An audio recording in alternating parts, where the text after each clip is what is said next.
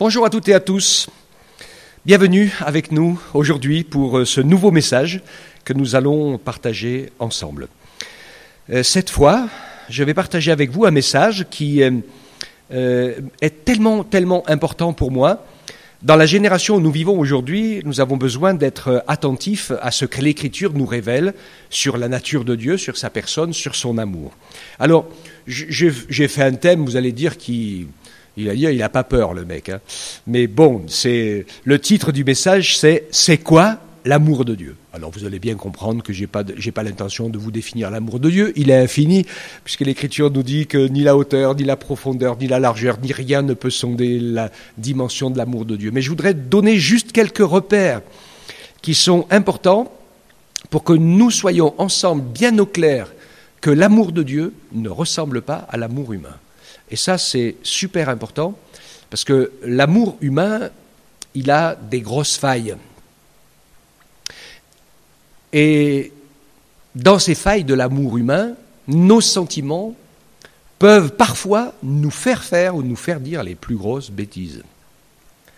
Et même, des fois, faire quelque chose qui n'est pas vrai, par sentiment humain, etc., etc. Je voudrais vous dire, et nous allons le voir ensemble au travers des textes de l'Écriture, que la nature de l'amour de Dieu est inséparable et indissociable de la vérité. Dieu est le Dieu de sainteté et de vérité. Il n'y a pas de mensonge en Dieu.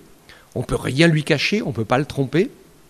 Et nous allons donc voir ensemble que dans la nature même de Dieu, amour et vérité sont les deux notions fondamentales qui le constituent et que c'est pour ça qu'il est saint, 3 fois saint. Le Père, le Fils et le Saint-Esprit est éternel. Une relation d'amour et de vérité. Alors, le premier verset, quand je parle de l'amour de Dieu, que je ne peux pas faire autrement de vous citer, c'est Jean 3,16. Vous le connaissez, hein? Voilà. Alors ceux qui ne le connaissent pas, qui n'ont peut-être jamais lu la Bible ou qui nous écoutent pour les premières fois, on dit que c'est le cœur de la Bible, le cœur de l'Évangile, que c'est le message central de l'amour de Dieu, de la révélation de son amour. Et ce récit, donc, vous allez le réciter par cœur avec moi, tous, hein, car Dieu a tant aimé le monde qu'il a donné son Fils unique, afin que quiconque croit en lui ne périsse point, mais qu'il ait la vie éternelle. Donc, nous avons ici une démonstration incroyable, et j'aime beaucoup ce verset parce que nous nous appuyons sur le fait que, tellement que Dieu nous aime, eh bien Jésus n'a pas hésité à être sacrifié à notre place, pour que nos péchés puissent être expiés. Mais dans ce verset, il y a quelque chose auquel on fait moins attention, mais qui est important. Parce que finalement, si Jésus nous sauve, il nous sauve de quoi?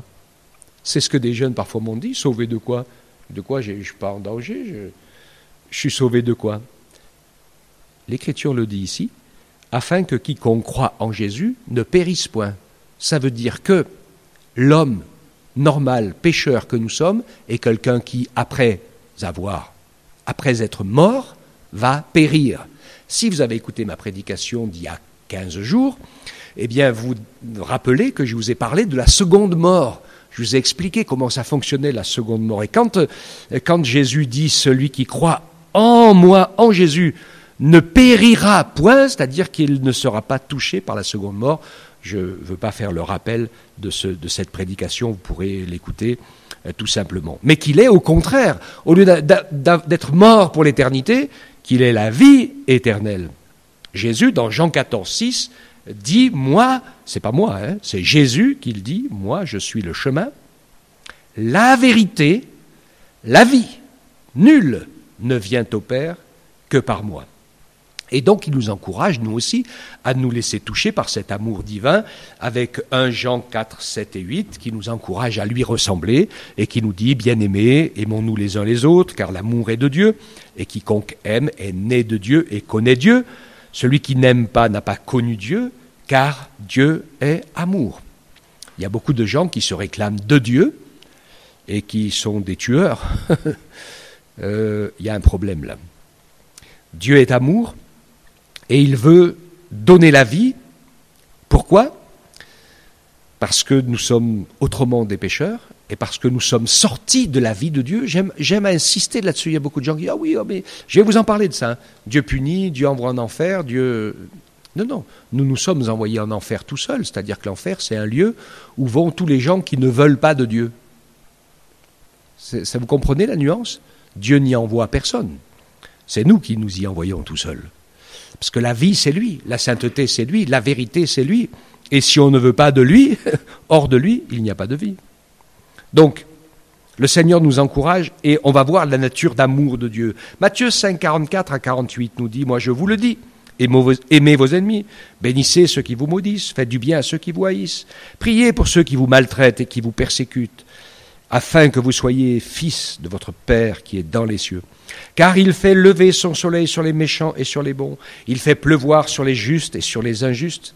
Si vous aimez uniquement ceux qui vous aiment, quelle récompense méritez-vous » Et puis au verset 48, un peu plus loin, il dit « Soyez donc parfaits, comme votre Père céleste est parfait. » 1 Pierre 3,12 « Car les yeux du Seigneur sont sur les justes, et ses oreilles attentives à leurs prières.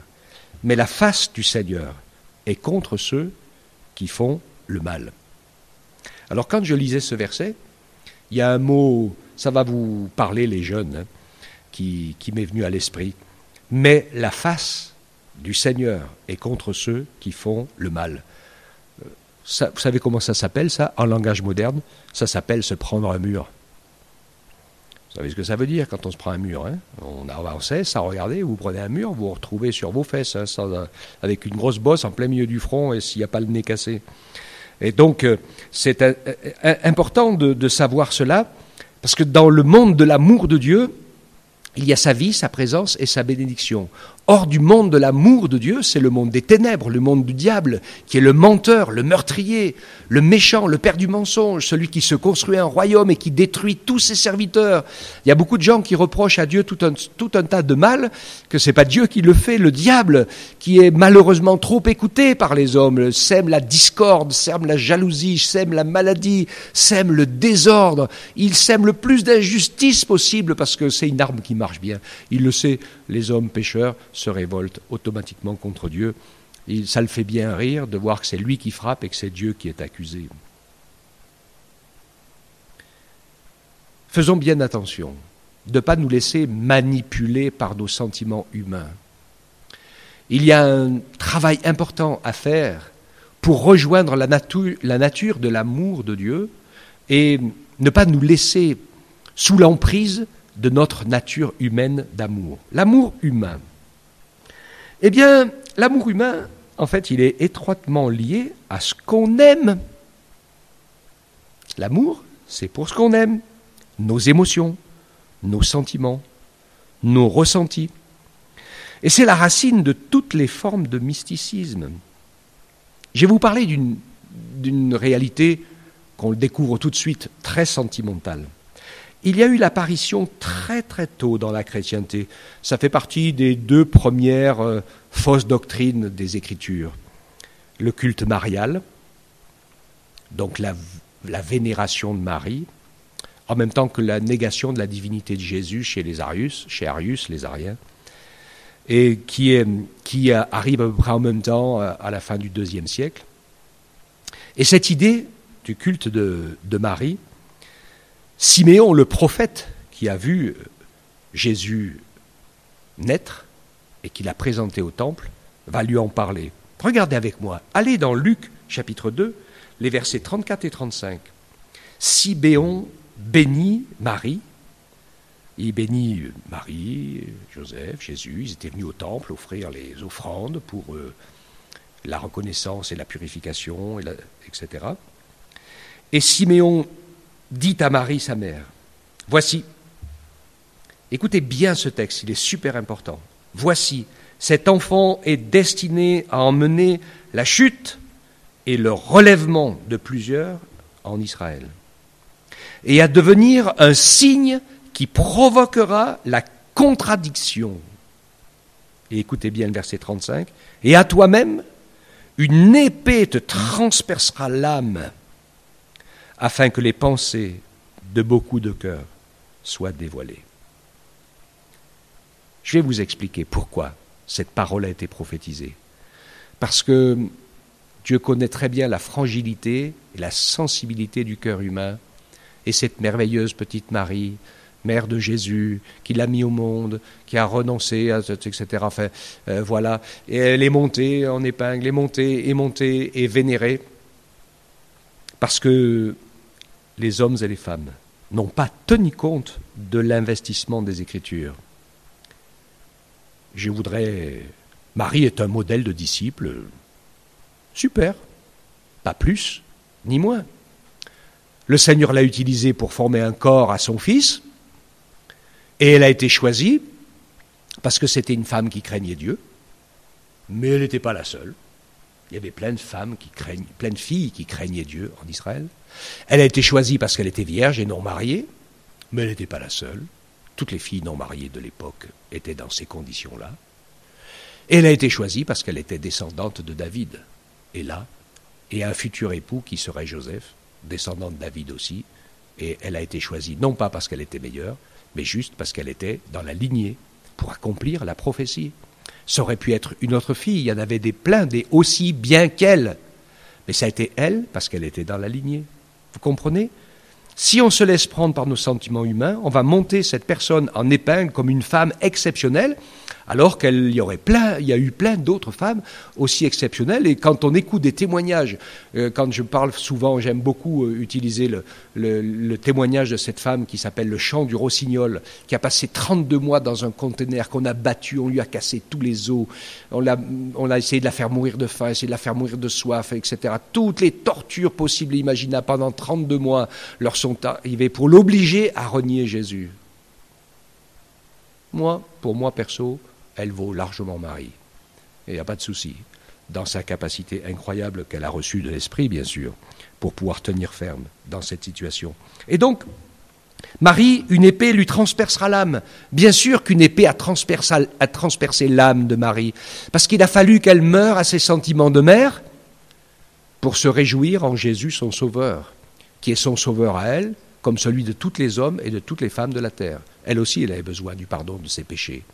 Et elle n'est pas Immaculée Conception, ça n'a jamais existé, c'est une invention des hommes. C'est une femme pécheresse comme les autres, moins parce qu'elle s'est bien tenue, mais même Job, qui était l'homme sans aucun reproche, l'homme parfait humainement, était pécheur, Dieu l'en a convaincu pour pouvoir le sauver. Donc oui, une épée lui a transpercé l'âme, et après elle était avec les 120 disciples, remplis du Saint-Esprit, elle avait tourné la page sur son Fils Jésus, et elle avait ouvert la page blanche sur Jésus-Christ, son Sauveur, le Fils du Dieu Tout-Puissant. Vous comprenez ce que je veux dire ? Mais l'amour humain, lui, il ne tourne pas la page. Il fait de Marie un personnage très particulier. C'est sentimental. Et ce n'est pas la vérité. Et ainsi, les pensées de beaucoup de cœurs sont dévoilées. Quand ce qu'on a envie de croire n'est pas conforme à la vérité, alors il y a un problème. Le sommet de l'amour de Dieu nous annonce aussi le sommet de sa justice. Quand je vous ai lu « Dieu a tant aimé le monde », qu'il a donné Jésus, son Fils, en sacrifice, et qu'en donnant son Fils en sacrifice, il nous donne le seul moyen de pouvoir échapper à la mort éternelle. Donc en annonçant le salut, il annonce en même temps qu'il y a donc aussi une perdition. Le sommet de l'amour du Père, c'est le sacrifice expiatoire de Jésus-Christ pour pouvoir nous pardonner de nos péchés et nous faire entrer dans la réconciliation et la vie. Mais ceux qui refuseront l'unique plan du salut de Dieu, tout l'amour de Dieu manifesté en Jésus-Christ périront. Ils seront condamnés à la perdition, chacun pour leurs péchés. Car, nous dit Actes 4:12, il n'y a de salut en aucun autre, car il n'y a sous le ciel aucun autre nom qui ait été donné parmi les hommes par lequel nous devions être sauvés. Je vais donc avancer en rappelant que l'amour divin, qui s'appelle agapé dans le grec, c'est l'amour de Dieu qui est parfaitement lié à la vérité. Et je voudrais méditer avec vous sur un dernier texte de l'Écriture qui est d'une extrême importance. C'est dans 2 Thessaloniciens, chapitre 2, les versets 7 à 12. Il nous parle des conditions spirituelles tragiques de la fin des temps et il nous parle du mystère de l'iniquité qui agit déjà. C'est le pouvoir du diable pour brouiller les cartes, ce mystère de l'iniquité, qui va en s'amplifiant. Il faut seulement que celui qui le retienne encore ait disparu. Donc il y aura un moment où ce mystère de l'iniquité sera déchaîné, au moment où le Saint-Esprit retournera au ciel, qu'il enlèvera l'Église avec lui, ressuscitant les morts, heureux et saints ceux qui ont part à la première résurrection. C'est ce qui va arriver. Et à partir de ce moment-là, le ministère de l'iniquité sera déchaîné. L'homme du péché, l'impie, apparaîtra, et jusqu'au moment où Jésus le détruira par le souffle de sa bouche et que Jésus l'écrasera par l'éclat de son avènement. L'apparition de cet impie se fera par la puissance de Satan, avec toutes sortes de miracles, de signes et de prodiges mensongers, et avec toutes les séductions de l'iniquité pour ceux qui périssent, parce qu'ils n'ont pas reçu l'amour de la vérité pour être sauvés.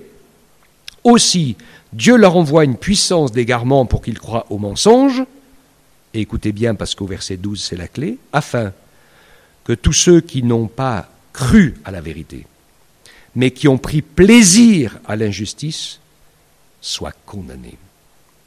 Croire ce qui me plaît, même si ce n'est pas juste, même si c'est la vérité. Je me rappelle, il y a des années, quand j'étais jeune pasteur, on était allé visiter quelqu'un qui était sur son lit d'hôpital et qui nous a expliqué un peu ce en quoi il croyait, mais alors c'était vraiment du grand n'importe quoi. Alors on a essayé de lui parler, de lui dire il y a des choses qui se contrarient et qui sont incohérentes dans ce que vous croyez. Il nous a regardé droit dans les yeux, il nous a dit j'en ai rien à faire, ça me plaît. Bon, nous nous sommes retirés gentiment et de manière respectueuse, parce que tout le monde a bien le droit de croire ce qu'il veut, après tout, hein, c'est sûr. Mais on avait ici la démonstration avec évidence que, comme la majorité de gens, on est prêt à tout un tas de choses injustes pour ne pas accepter la vérité, et il n'y a que l'amour de la vérité qui donne le oui au Saint-Esprit pour pouvoir nous faire naître de nouveau. Et s'il n'y a pas cet amour de la vérité, alors le Saint-Esprit ne va pas pouvoir agir et se mettre à l'œuvre. Écoutez-moi, c'est la foi sans conscience. Vous connaissez tous cet adage, je ne sais plus qui c'est qui l'a dit, mais c'est un de nos personnages assez modernes qui a dit « La science sans conscience n'est que ruine de l'âme ». Je n'ai pas fait attention de rechercher ce texte, mais je pense que tout le monde vous le connaissez. Eh bien, la foi sans conscience n'est que ruine de l'âme. La conscience, c'est l'amour de la vérité. Sinon, on peut croire n'importe quoi, n'importe comment, tout ce qui nous fait plaisir, tout ce qui nous passe par la tête. Et Dieu sait s'il y en a des choses à croire. Les hommes auront tout inventé au niveau des croyances, les plus tordus qui soient. Mais, vous avez vu ce qu'on a vu ensemble ? Il y en a, ils n'ont pas reçu l'amour de la vérité parce qu'ils ont pris plaisir à l'injustice. Et quand on n'est pas juste, quand on n'est pas prêt à se repentir, quand on n'est pas prêt à accepter, parce que ça, c'est pas la vérité sur les autres, ça, je pense qu'il n'y a pas de problème. Personne n'a de problème avec la vérité sur les autres. Mais tout le monde a des problèmes avec la vérité sur soi-même.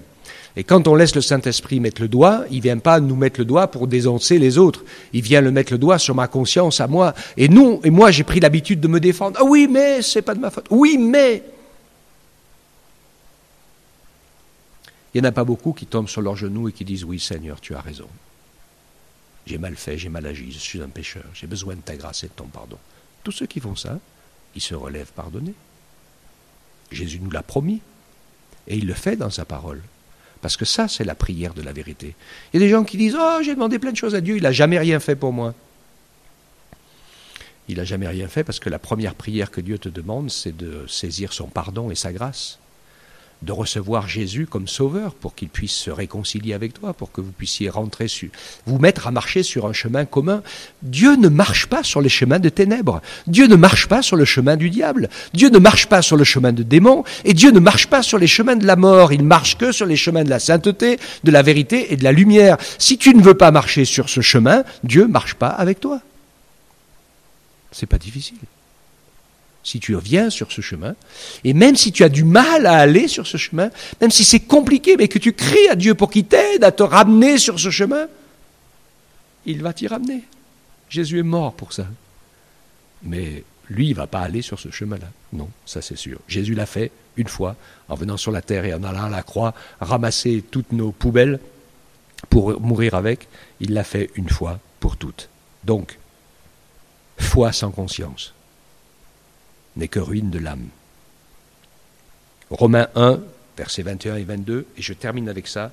Il parle des hommes, il dit, ils ont connu Dieu, ils ne l'ont point glorifié comme Dieu, ils ne lui ont point rendu grâce, mais ils se sont égarés dans leurs pensées et leur cœur sans intelligence a été plongé dans les ténèbres, se vantant d'être sages, ils sont devenus fous.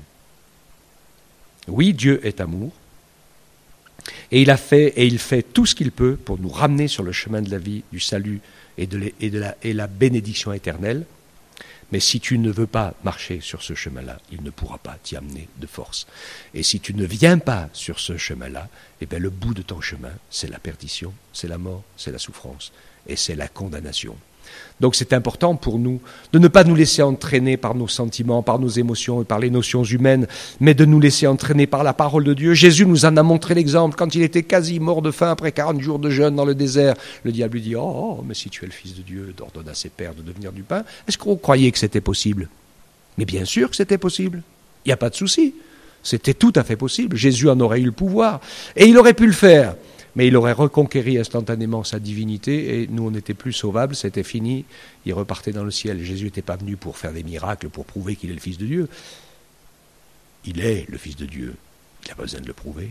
Et il n'a jamais fait quoi que ce soit pour le prouver. Ce qu'il a fait, par contre, c'est qu'il a prouvé son amour en donnant sa vie en sacrifice pour nous qui étions des pécheurs et qui étions sur le chemin de la mort et de la perdition. Et il est venu sur ce chemin-là, le même que nous, pour nous chercher et nous donner la porte de sortie.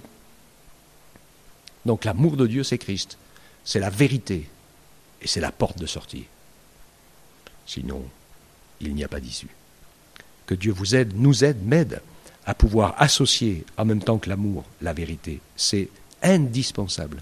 Et dans plein d'endroits, on entend plein de théories, aussi farfelues et bizarres les uns que les autres. Et je le vois tout de suite et je ressens tout de suite quand les gens ont plus d'amour propre, même parmi les évangéliques et dans toutes les religions et partout, hein, et dans tous les domaines de la vie. Vous voyez tout de suite les gens qui ont plus d'amour propre que d'amour pour la vérité.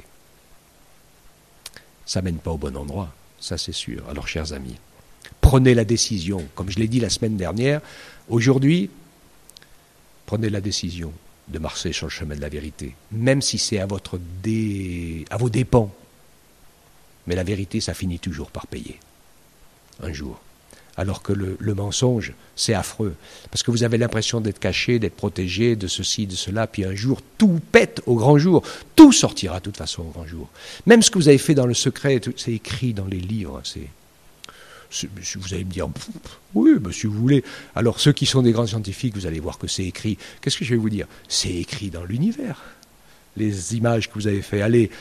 Si Dieu, qui se déplace à la vitesse de la lumière et à la vitesse hors du temps, vous emmène sur une galaxie qui est à 9 ans de chez nous, eh bien, il peut vous faire dire les mensonges que vous étiez. J'ai Francis qui est avec moi, là, je lui dis un gros mensonge, il y a 9 ans, là, je lui ai dit un gros mensonge. Et puis je me retrouve 9 ans après, je dis, ah non, j'ai jamais dit ça. C'est tout enregistré. Dans le ciel, dans les étoiles, tout est enregistré. Si Dieu le veut, il peut vous remettre à tous, au grand public, le discours du gros mensonge que j'étais en train de raconter à Francis. Et c'est ce que Jésus disait, il dit, faites attention, ce que vous avez dit dans les lieux secrets à l'oreille, ça sera crié sur les toits, tout le monde le verra, tout le monde le saura. On a vraiment intérêt à nous laisser toucher par l'amour de la vérité. C'est le seul chemin, c'est le chemin du salut, et c'est ce que Jésus a fait pour nous. Que Dieu vous bénisse tous et qu'il vous accorde sa grâce. Mon Père, je te prie pour tous les amis qui écoutent ta parole, afin qu'on ne se laisse pas berner par les mensonges du diable, mais qu'on puisse ouvrir les yeux et le cœur et t'accepter tel que tu es, sachant que notre temps passé sur la terre est un enjeu colossal, où nous n'aurons pas 50 chances, mais quelques-unes pour faire la paix avec toi, pour te regarder en face avec la vérité, pour que tu puisses nous pardonner et nous sauver, et que tu puisses nous ramener sur le chemin de la vie éternelle, que nous ne restions pas sur notre chemin de perdition dans lequel nous nous sommes engagés nous-mêmes. Fais grâce, Père, touche chaque cœur, afin que personne ne reste et ne demeure hors de ton chemin, que ton amour et que ta vérité soient gravés dans nos cœurs pour nous entraîner jusque dans la vie éternelle, et que nous puissions ainsi être des sujets de bénédiction pour ceux qui nous entourent, parce que nous serons fiables, vrais, pas parfait, c'est sûr, mais vrai. Merci de ta grâce, merci de ta bonté, Père, au nom de Jésus. Amen.